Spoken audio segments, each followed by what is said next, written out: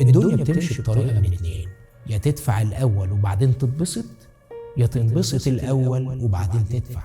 وبلاش تضحك على نفسك بجملة احييني النهاردة وموتني بكرة، لأن النهاردة ده يا جماعة يوم واحد، لكن بكرة مش يوم زي ما انت فاهم.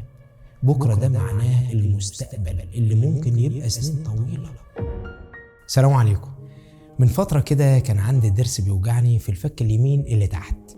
بدأ معايا بنغز خفيف، قلت عادي بيدحرج السلام يعني مش قصة، وما ركزتش معاه. ابتدى النغز ده يتحول لوجع مزعج. هسكت له؟ لا طبعا. بقيت اخد له مسكنات. بعد فترة اتحولت المسكنات دي لشيء اساسي في روتين يومي.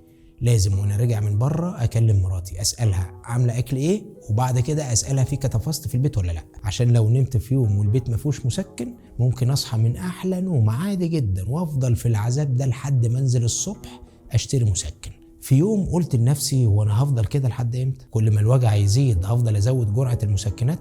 طب واخره السبق ده ايه؟ لا، انا لازم اخد قرار واحل المشكله دي حل نهائي.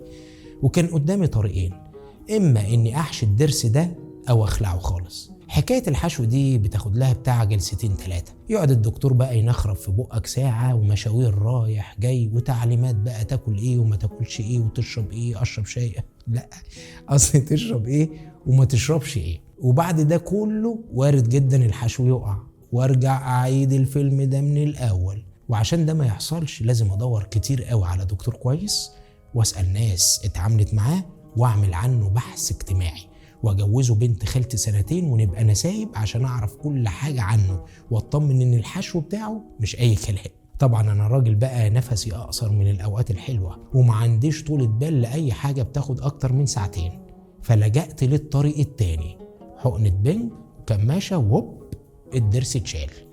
عض القطن ده يا استاذ سامح لمدة ربع ساعة والف سلامة. ونمت أول يوم من شهور طويلة في راحة.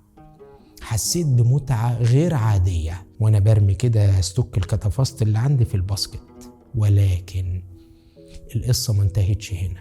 بعد كام يوم بس من أيام الراحة بدأت أقابل مشكلة ما كنتش واخد بالي منها قبل كده ولا عمري فكرت فيها، إن دلوقتي ما بقاش عندي أوبشنات وأنا باكل. هو جنب واحد بس من بق اللي هينفع استخدمه في المطبخ، جنب الشمال عشان اليمين مش شغال.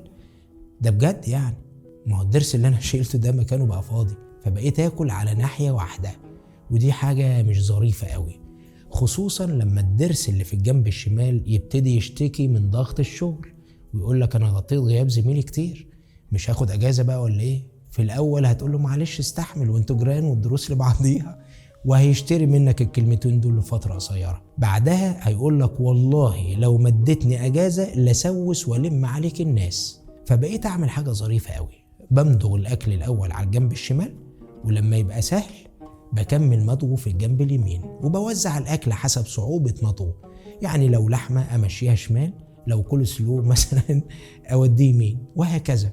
ولما بكون في عزومة فيها اصناف كتير او باكل وانا مستعجل احيانا تحصل لخبطة واودي اوردرات الشمال في الجنب اليمين، والشكاوي تنزل ترف بقى والدنيا تزيط. لو لسه مكمل معايا الحلقة لحد هنا، اولا بشكر حضرتك عشان استحملت الرغي ده، وثانيا فيه درس في الموضوع عايز انقلهولك. ايوه درس بالدال، انا قلتها صح. متخيل حضرتك ان قرار مستعجل واحد، قرار واحد اتاخد بعاطفة من غير تفكير، قرار واحد اتعمل بمبدأ خلصني بقى وانا عايز ارتاح وخلاص، قرار واحد ما استخدمتش فيه العقل، عمل فيا ايه؟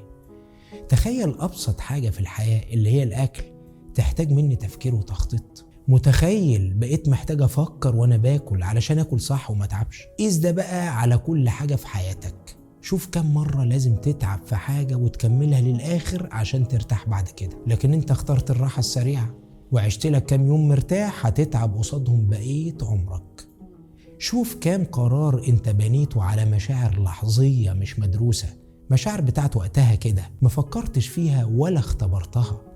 ارتبطت بواحدة عشان شكلها بس، دخلت كلية ما بتحبهاش بس الناس بتقول عليها كلية قمة، اشتغلت في مكان ملوش مستقبل بس فلوسه كويسة، حاجات مش معاك تمنها بس قلت تشتريها بالتقسيط وساعة السداد يحلها ربنا، حاجات في حياتك تعباك وبدل ما تعالجها قاعد تاخد لها مسكنات.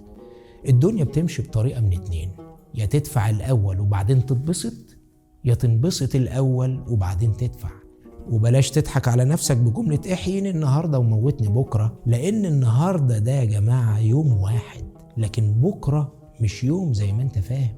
بكرة ده معناه المستقبل اللي ممكن يبقى سنين طويلة.